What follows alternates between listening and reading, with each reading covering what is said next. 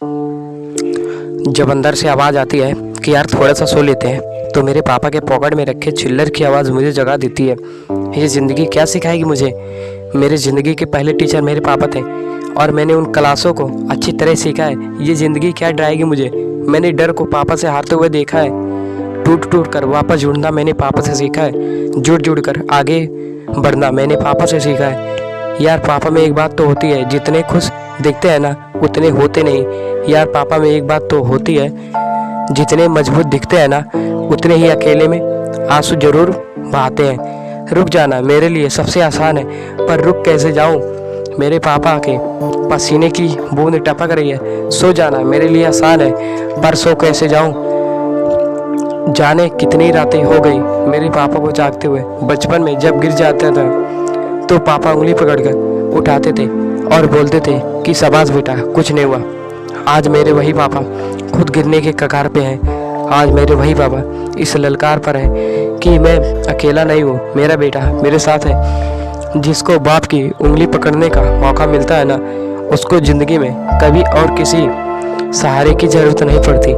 हाँ, मेरे खून में ही पहले से ही जिद करना है। मेरे खून में पहले से ही जीतना है। मेरे किस्मत में मेरे पापा ने तभी लिख दी थी जब मुझे पेन पकड़ना सिखाया था। और ताजुब की बात है कि अब भी किस्मत में कमियां निकालता हूँ। जो बोलते हैं ना कि पापा तो ऐसे ही बोलते हैं, उनका काम है बोलना, वो उनसे पूछे जिनके बाप नहीं है। अरे ये मुश्किलें क्या रोकेंगे मुझे, जब मेरे पापा बुखार में भी काम पर जाने से नहीं रुके।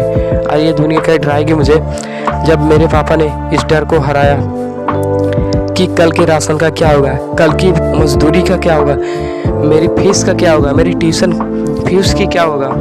मुझे तो पता ही नहीं था आज से पहले कि जिस तरह मैं अपने पापा को मेरा हौसला समझता हूँ, उसी तरह से मेरे पापा का हौसला मैं हूँ। क्योंकि वो हर दिन इस हिम्मत से काम पर जाते हैं कि मेरा बेटा पढ़ रहा है ना, मेरा बेटा बड़ा हो रहा है ना, और मैं देख क्या कर रहा हूँ। जिस भगवान जैसे बाप ने मेरी किस्मत लिखी, उसी की किस्मत में कांटे लिख रहा हूँ मैं देख क्या कर रहा हूँ। जिस इंसान को देखकर मैं बचपन में किसी भी पत्थर को, किसी भी गड्ढे को पार कर जाता था, ये सोचकर कि क्या डर है यार, उस पार मेरे पापा तो खड़े हैं। आज उसी व्यक्ति को मैं अपनी आज़ादी के बीच में आने वाली दीवार मान रहा हूँ। अरे अगर कोई तुम्हारी सफलताओं से खुश होगा ना, तो वो या तो तुम खुद होगे या तुम्हारे माँ बाप होंगे।